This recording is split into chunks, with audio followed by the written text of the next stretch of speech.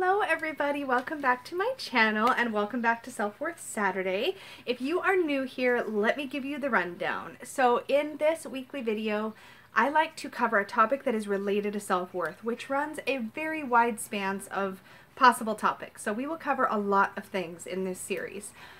But what I like to do typically is just check in with how everybody did with last week's challenge, talk about this week's topic, give you some action steps, break it down a little based on my experience. This is always coming from my me place. And also just kind of give you some things to chew on, whether it be in the journal prompts that I give at the end of the video or in the challenge that I suggest.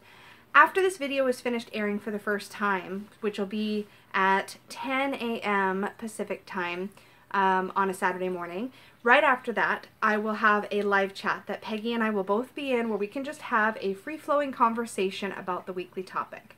I just really want you to know that whether you can make this video, make it to these videos when it airs for the first time, whether you're watching this years from now, hopefully there's something valuable for you here on this topic, and I will be happy to continue to engage through comments and such.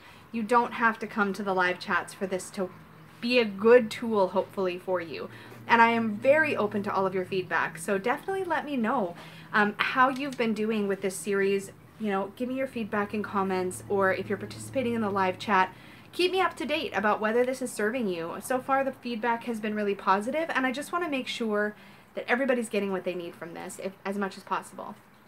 As always, usual disclaimer, please remember that I am just a regular old girl sharing my experiences. I am not a therapist or counselor. I'm not coming from that place at all.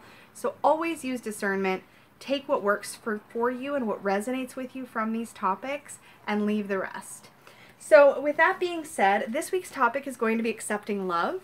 And hopefully my talking speed is all right. I have a grounding stone, but I also have coffee, so I could go either way. Last week, I challenged us to just be more aware of when we were behaving in trusting ways and when we were being more controlling. And if we notice those things coming up, to maybe just dial it back, take a breath, and try to move into that moment with a little more trust. So I am really curious how you guys did with this last week. If you happen to be watching this while it's premiering for the first time, let me know in the live chat that's on the sidebar. If you are watching this after it aired, let me know in the comments down below if you are comfortable sharing just how it went for you. For me, it went kind of awesome, actually. I think it helped that the day before I filmed last week's video on trusting other people, I totally had this difficult conversation with Peggy that got difficult only because I wasn't trusting in that moment. And so it was really fresh and it was really real for me at the time that I made the video. And I think that as a result, between that and filming Self-Worth Saturday last week, I was able to just be a lot more self-aware. And when those moments came up, and they do, when I'm like not experiencing a feeling of trust, I was able to kind of take a breath, back up a little, and reapproach the situation, consciously choosing trust. And I think I did really well. And that's kind of good, because I've had a couple weeks with the weekly challenge where I felt like I really struggled. And this last week, I just feel like it just clicked for me in really useful ways, and I was able to communicate much, much better. So that was my experience, but I'm curious about your experiences. And then I want to jump in as we're kind of thinking about that and chatting about that in the comments or in the live chat.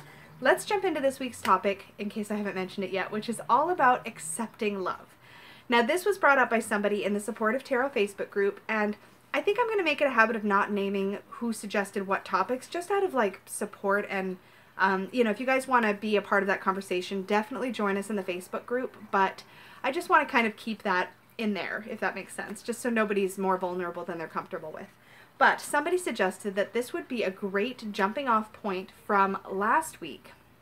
Last week we were talking about trusting others, and the natural next step is, okay, so now you trust people, can you let that love that other people are maybe, can you let love in? Can you accept love in your life?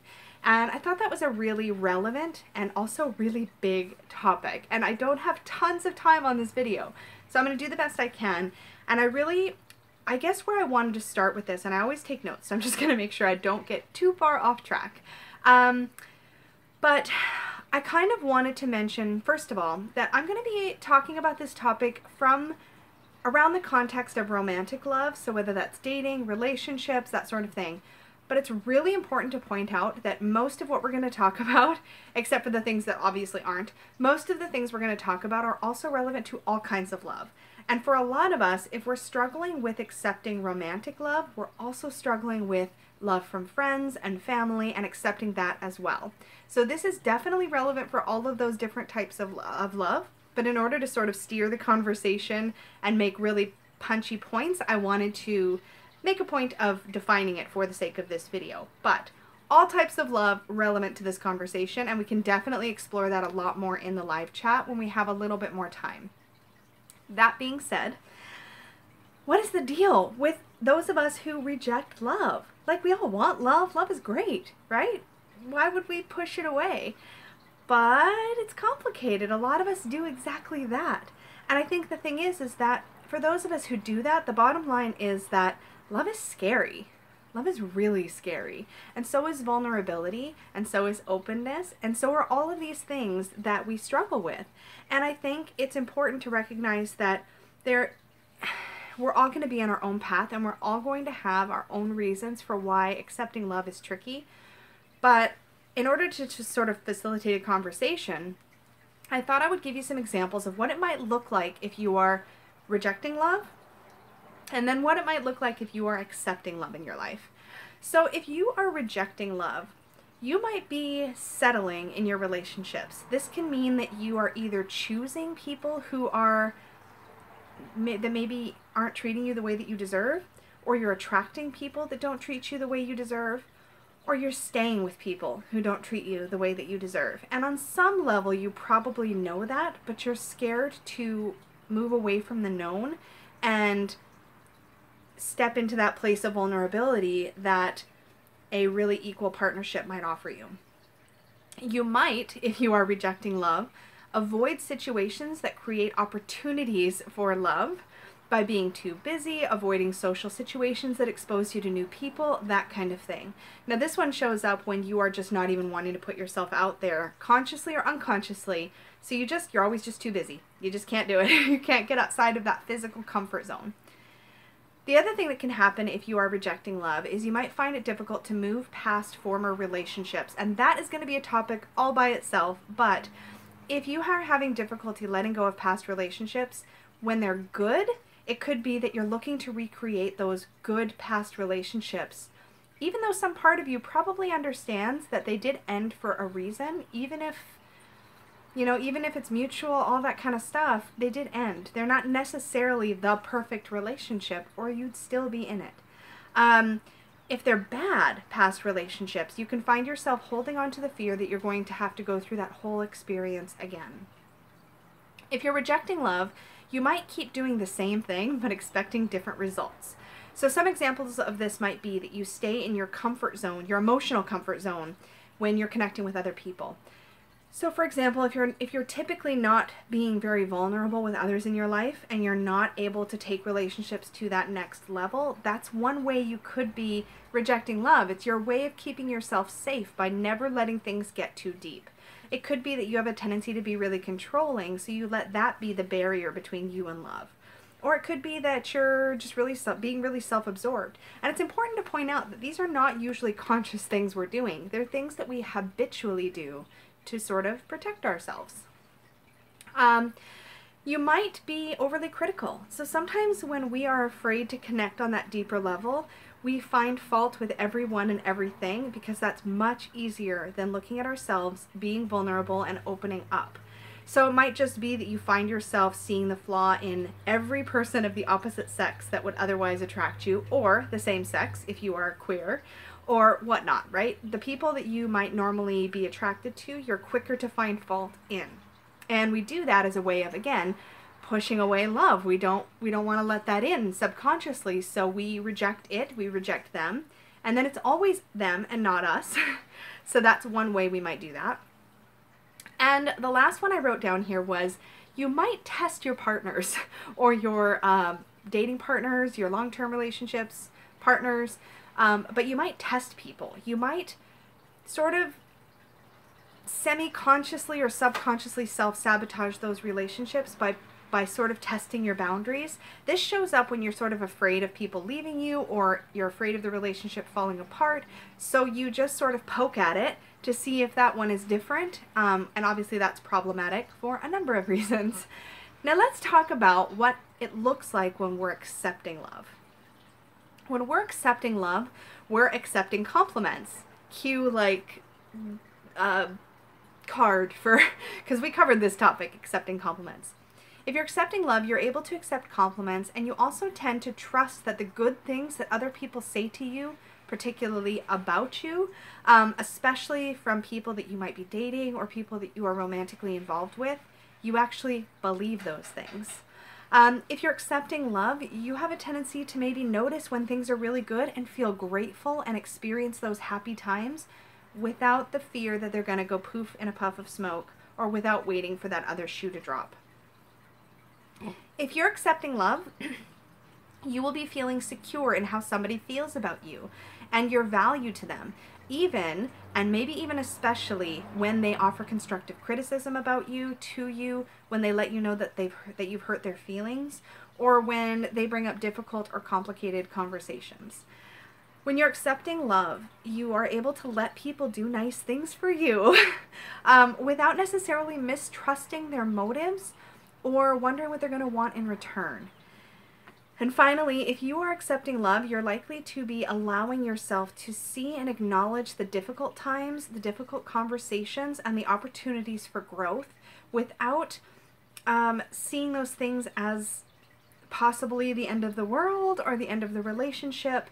When we feel unworthy of love and of that relationship, sometimes what happens is that we end up seeing these discussions as like, oh my God, this is going to be the one. You know what I mean? And when we're accepting love, we're not looking at every difficult conversation as a potential catastrophe.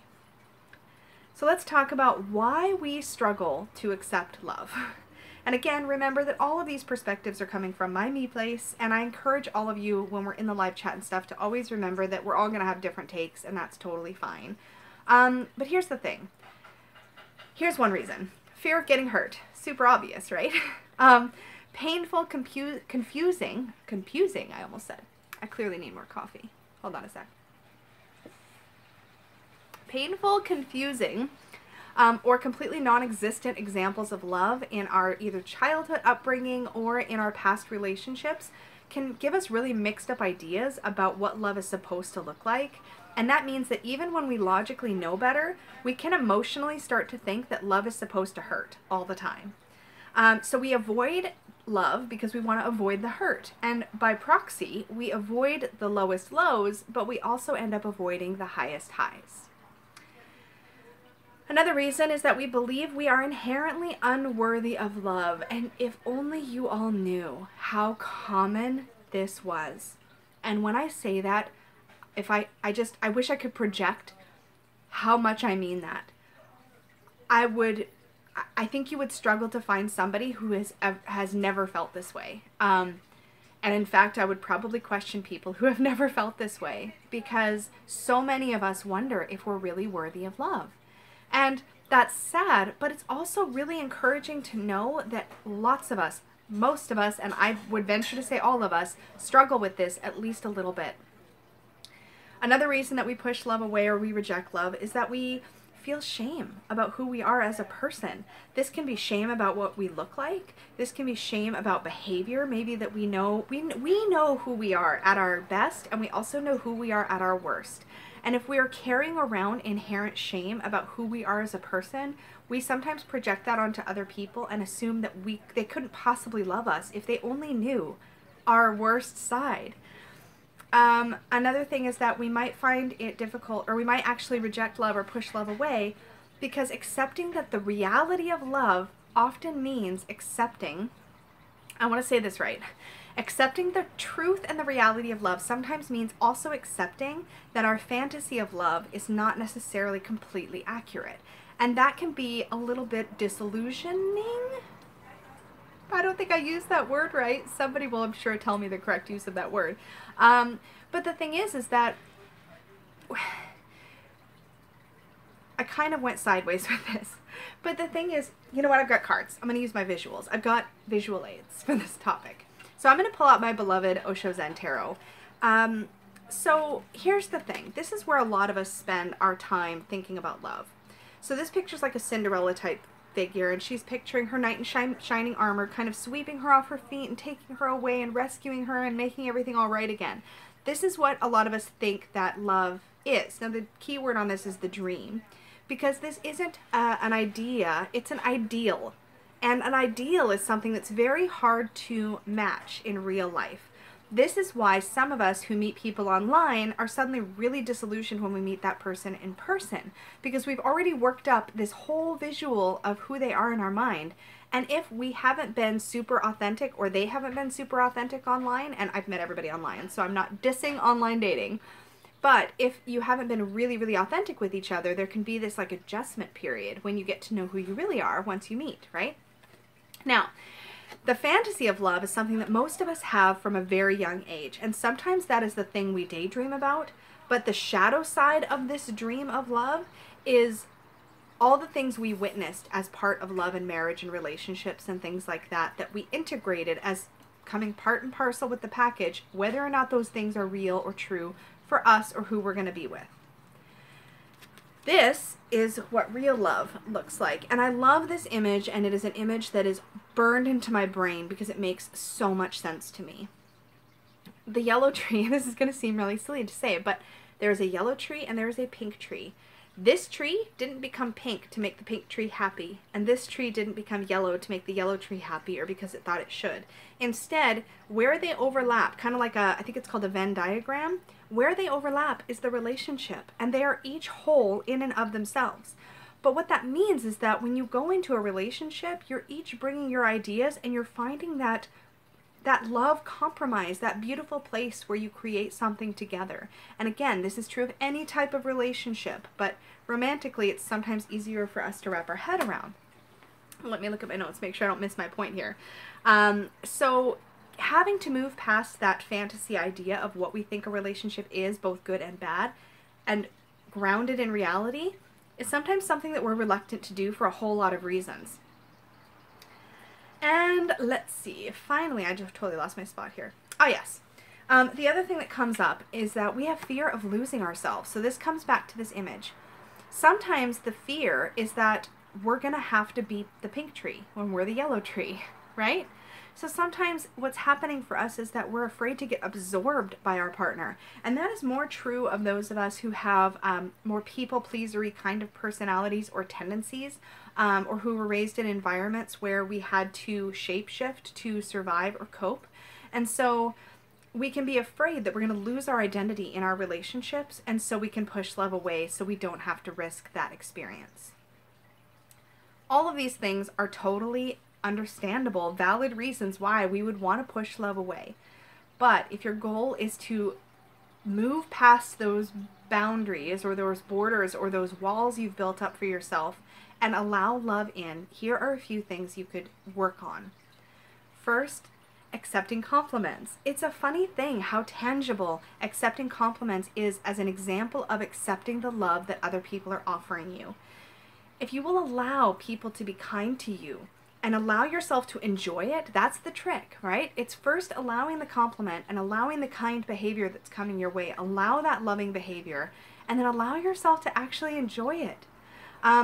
Practicing that and reminding yourself that if you didn't deserve what was happening in that moment, they wouldn't be doing it.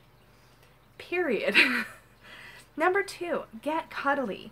This is kind of tricky, and everybody has different love languages, so this is just my tip.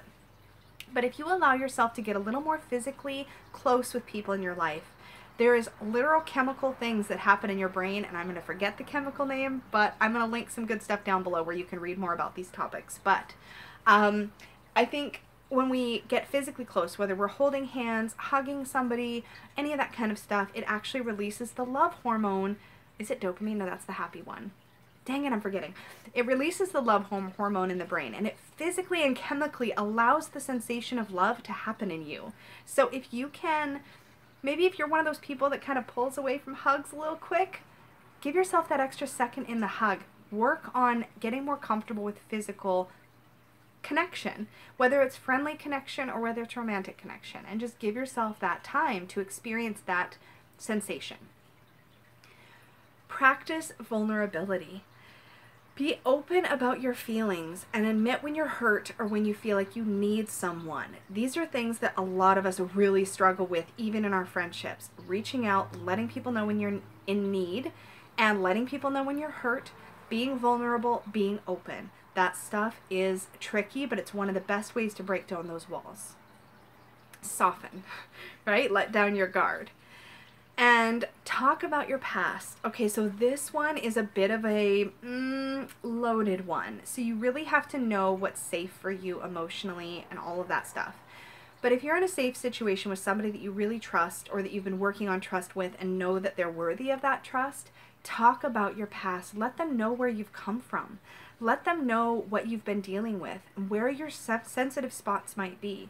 And I guarantee you what you will end up doing, I shouldn't guarantee you anything, we're on the internet, but what I have found in my own experience is that when you tell people honestly about your experiences, you give them a little bit of information, a little bit of insight into how you tick and what sort of world you live in inside of your head, and your past and all of that stuff makes you who you are. And if you're open and vulnerable about that kind of stuff, you're empowering the people in your lives to be sensitive to those things and be aware of those things and let those things inform how they treat you and what they will then intuit that you need from them. And finally, listen.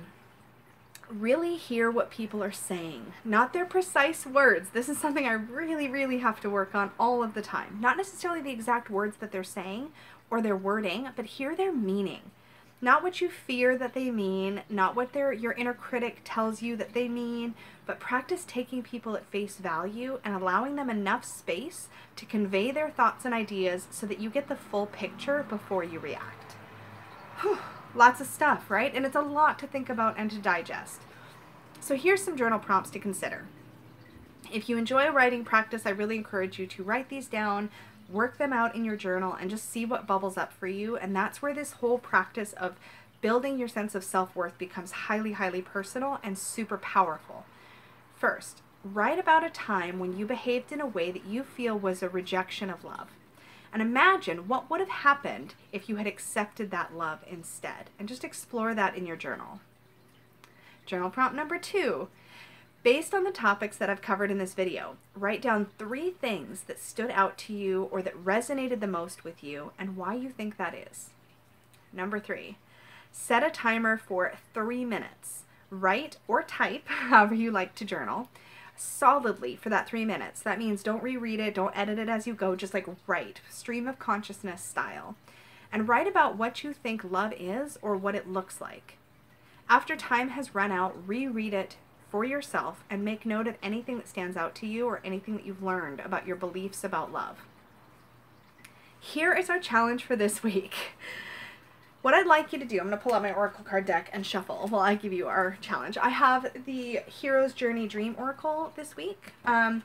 So this week's challenge is to notice when you are rejecting love, and if possible, consciously choose to accept love in that moment instead by employing some of the techniques I've talked about, and see how things go. It's that simple. So especially if you're around somebody that you know and generally trust or are working on trust with and know is worthy of that trust, and again, see previous video topics for those topics about trust and about accepting compliments and all that kind of stuff. But if you're with somebody that you know you really want to trust or is deserving of that trust, work on accepting love. Notice when you're rejecting, when you're pushing away, and see if instead you can invite a little more openness, a little more vulnerability, a little more connection, and just see what happens. I think a lot of times we don't give people credit for being able to be gentle with us, and we do that because many people haven't. And I'm not saying it's always going to come up daisies. What is the right term I'm going for there? It's not always going to come out perfect. But practicing it is so powerful, especially if you can do that in a way that feels safe and healthy for you. So let's see what our Oracle card has to say for us this week. One last shuffle and I'll pull us a card. I always got to do that one last rifle. Anybody who's gotten a reading from me knows. That one last rifle. All right. And our card for today is Stop and Take in the View. Sorry for the glare. Such beautiful. This is Rasuli's artwork. Stop and take in the view. And then it says, take stock of the treasures you've earned. Remember how far you've come. Like, love and people offering or extending love to you is a recognition of what you've worked on, of all the good that you let shine out of you, of everything that you have to offer. And that is something that most of us have worked really hard at. So don't reject it when people are offering you the acknowledgement and the thank you and that they see you, and just let them see you. All right, guys, I will see you all that are on right now in the live chat in a little bit. If you are watching this back later, you are all such a significant part of this conversation, and every single one of you, whether you comment, whether you engage in a tangible way with this video or not, all of you are contributing to the energy of a supportive environment for people to hopefully get a stronger sense of self-worth and self-love. I really appreciate all of you. Remember to please hit the little like button, subscribe if you're new here so that you don't miss future videos, click the little bell, all that good stuff. And if you want to work with me directly, you can always book a private reading with me. My link for that is down below as well. I will see you all in the live chat or in the comments, and I hope you have a beautiful day or evening wherever you might be. Bye, y'all.